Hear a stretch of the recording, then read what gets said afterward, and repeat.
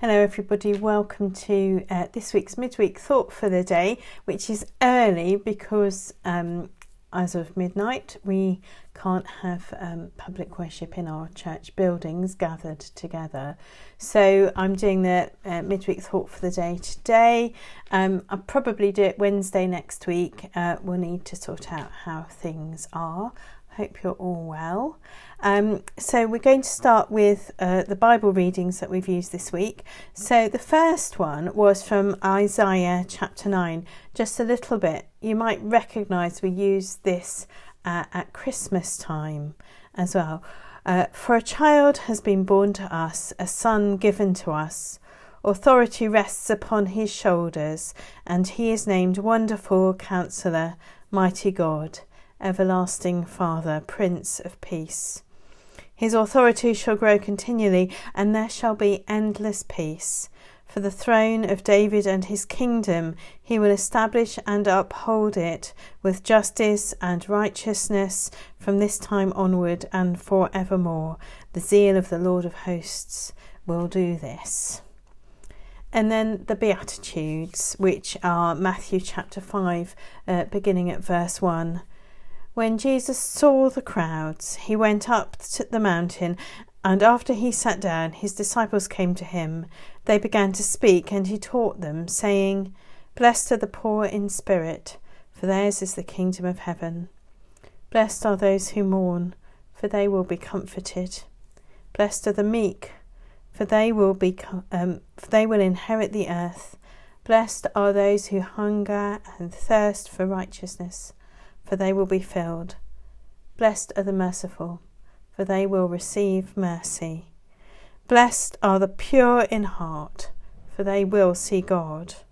Blessed are the peacemakers, for they will be called children of God. Blessed are those who are persecuted for righteousness' sake, for theirs is the kingdom of heaven. Blessed are you when people revile you and persecute you and utter all kinds of evil against you falsely on my account. Rejoice and be glad, for your reward is great in heaven, for the same way they persecuted the prophets who were before you. So this weekend we moved into the church season, which is known as Kingdom Season, and we do all sorts of remembering those who've died. We have all Saints, we have All Souls. All Saints is everybody, all the Christians, including those who are currently alive. All Souls tends to be focused on those who have departed, who we love but see no longer, in that beautiful phrase. And then we come to Remembrance itself, and we do all this sort of remembering and thinking about God's kingdom and what does the kingdom of God really mean. We change our liturgical colour to red, and we I need to change the display in Killern School. I need to find it. I can't remember where I've put the cards and the things that we need to do to change that Kingdom Season. The kingdom of God is a difficult thing. There's a kind of now and not yet way of thinking about the kingdom of God. What does it mean for us as Christians to be citizens of the kingdom of God? That's a very hard thing. We hold this kind of dual citizenship in some ways because we're here, but we are also citizens of the kingdom. So Terry Waite has a poem about the kingdom, and I wanted to read a couple of bits of the prose and then the poem about what that means for us to be thinking about the kingdom of God and God's kingdom. At the heart of our existence lies a deep mystery, and to give meaning and coherence to life, people everywhere find concepts and images that enable that mystery to be more fully comprehended. Of course, there will be those who take religion absolutely literally, just as there are those who understand the various stories as pointing to spiritual truths. Christ himself was not really a religious man. In fact, he deeply upset the religious personages of his day. It has been my experience that when I have met individuals from different theistic traditions and learned something of their experience, there has been a great deal of common agreement about matters spiritual. There is no doubt that religion has been a contributor to many evils in the world, just as it has inspired much that is good and wholesome. The following lines in the final verse of the next poem might, I trust, capture something of the essence of what Christ himself taught and practiced. So for those of you who aren't familiar, we're following through in this book, Terry Waite, Out of the Silence, and this is his poem here called The Kingdom. There is a realm beyond time, immune to the rigours of inquiry that formulate, measure and categorise.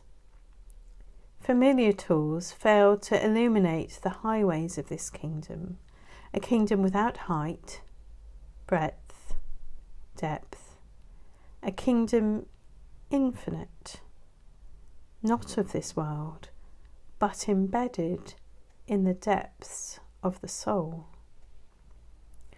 How can we know such a mystery? How can we touch the intangible? How can we prove that which cannot be captured in scientific tables? Be still. Listen to the inner voice. Learn to love. Let compassion guide your actions. Walk calmly through the mists of unknowing. The kingdom is yours.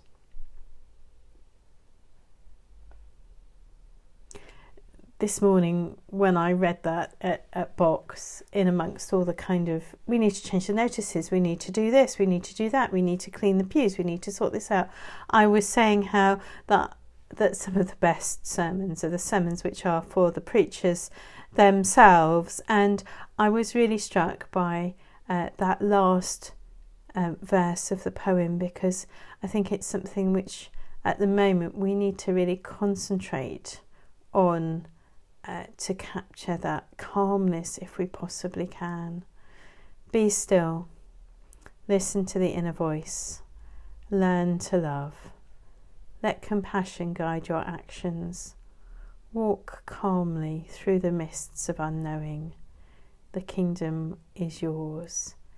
And I pray as we find ourselves in this kingdom season that we can concentrate and capture some of that essence of what it means for us to be part of the kingdom of God here on earth. So that's our midweek thought for the day. Please keep having an eye on what's happening on social media, about what's happening at the weekend for services, and then also how we're going to do things through the week. If you want to subscribe to some of the Zoom things that we're going to be doing, then send me a message and I'll make sure that you're added to the lists. Okay, see you all soon. Keep safe, everyone. Bye.